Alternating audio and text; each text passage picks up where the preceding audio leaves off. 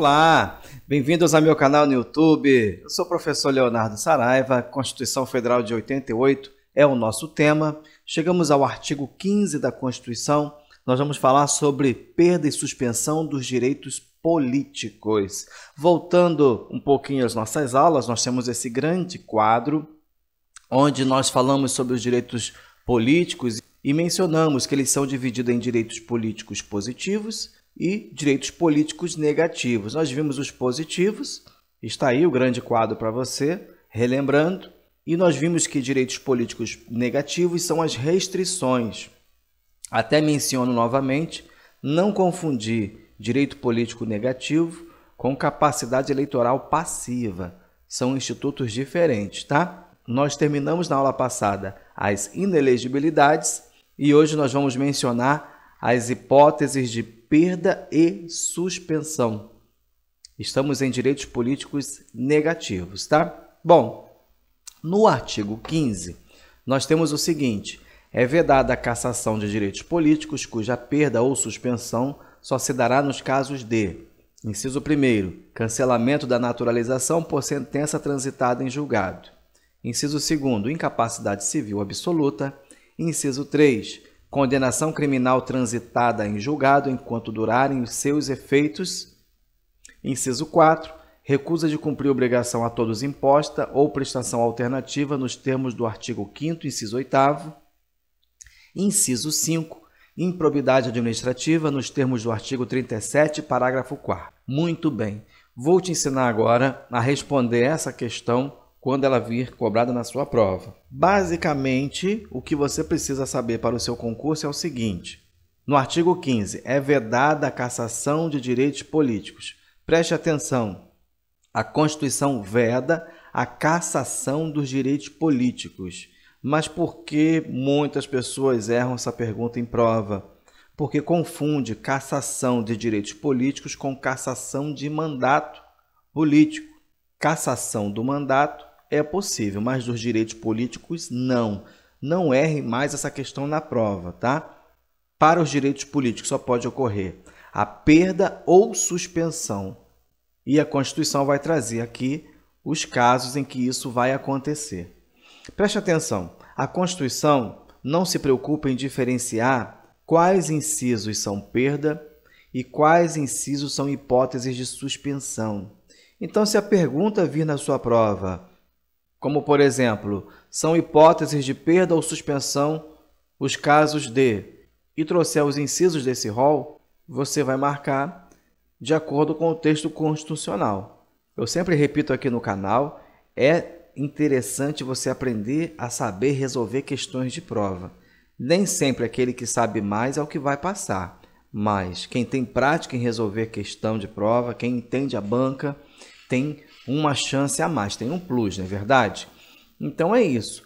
A Constituição não se preocupa em diferenciar, a doutrina vai diferenciar. Fique atento à sua pergunta para o que você está sendo cobrado. Bom, basicamente, a perda se dá por tempo indeterminado, enquanto a suspensão pode se dar tanto por tempo determinado quanto por indeterminado. Na perda, a reaquisição dos direitos políticos não é automática após a cessação da causa. Na suspensão, a reaquisição é automática. Então, há algumas diferenças.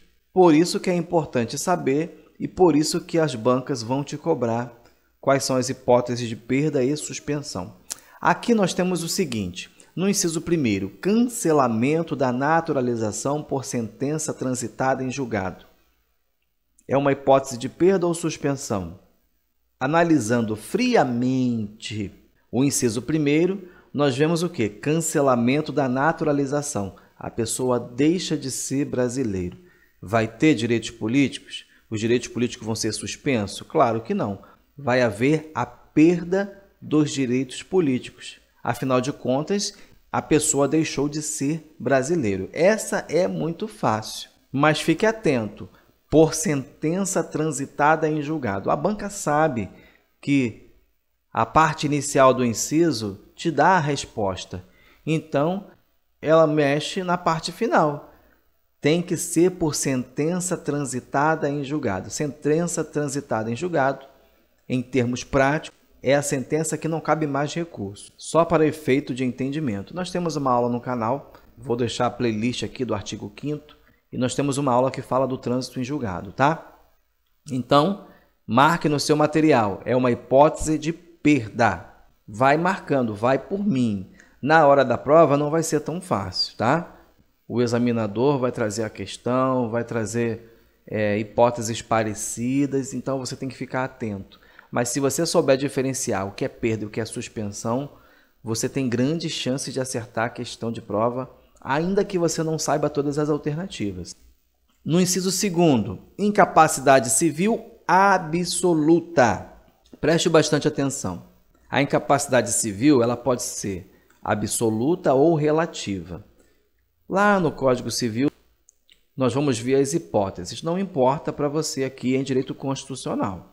O que importa você saber é o seguinte: a banca vai trocar incapacidade civil absoluta por incapacidade civil relativa. Incapacidade civil relativa não interfere nos direitos políticos.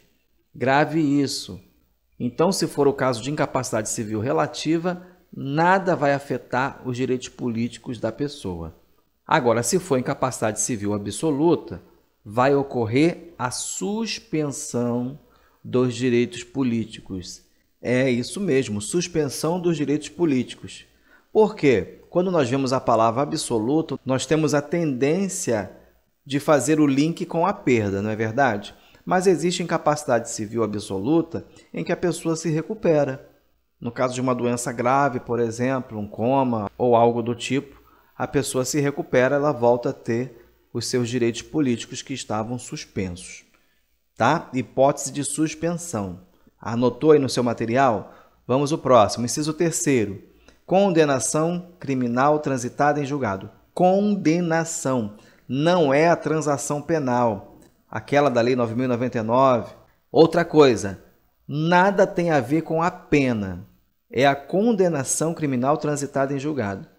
Se a pessoa está cumprindo a pena em regime aberto, fechado, semiaberto, ou teve ali a pena restritiva de direitos apenas, não importa. Condenação criminal transitada em julgado. Inclusive, esse é o entendimento e o posicionamento do STF, tá? Condenação criminal transitada em julgado. Mais um ponto importante, enquanto durarem os seus efeitos. É por isso que eu disse. Pode ser que a banca traga uma situação em que a pessoa progrediu de regime, passou do regime fechado para o semiaberto, aberto, enfim. O que ocorre com os direitos políticos dessa pessoa? Estão suspensos, enquanto durarem os seus efeitos. Condenação criminal transitada em julgado, enquanto durarem os seus efeitos. Inciso 4 é o inciso da polêmica. Recusa de cumprir obrigação a todos imposta ou prestação alternativa nos termos do artigo 5º, inciso 8º. É a escusa de consciência.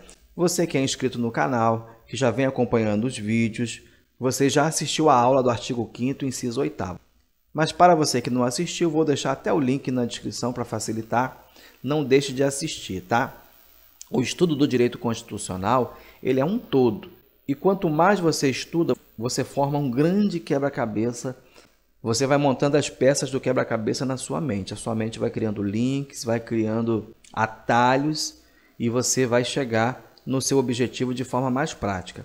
Pular etapas não adianta muita coisa. Então vai fazendo o seu estudo de forma organizada e você vai chegar no seu objetivo. Bom, o que nós temos aqui no inciso 4? Uma hipótese de suspensão. Inclusive, há exemplos que a própria lei vai trazer no tribunal do júri, na prestação do serviço militar, que são hipóteses de suspensão. Mas, apesar da maioria da doutrina entender ser hipótese de suspensão, as bancas adotam o posicionamento de perda. E se a banca adota o posicionamento de perda, nós vamos seguir o posicionamento da banca. Se você vai fazer uma prova mais elaborada, você pode até falar sobre o tema, mas eu sugiro que você acompanhe o posicionamento da banca, muito embora não seja o meu posicionamento, é o posicionamento que vai te garantir uma vaga no seu concurso, não é verdade? Então eu faço a seguinte anotação aqui, ó. Suspensão, vírgula, mas também pode ser perda. O que eu quero dizer com isso? É uma hipótese de suspensão, mas eu tenho que lembrar que ele pode ser uma hipótese de perda dependendo da banca. Então, você vai agir da seguinte maneira: a sua prova é de direito constitucional, você fecha o olho e marca perda. Se a sua prova for de processo penal ou direito eleitoral, você vai marcar suspensão. É o que você precisa para a sua prova, tá?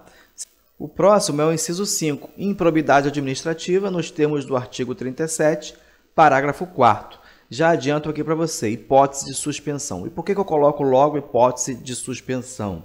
Porque lá no artigo 37, parágrafo 4º, nós vamos ler o seguinte: os atos de improbidade administrativa importarão a suspensão dos direitos políticos. É fácil ver porque eu já grifei, né?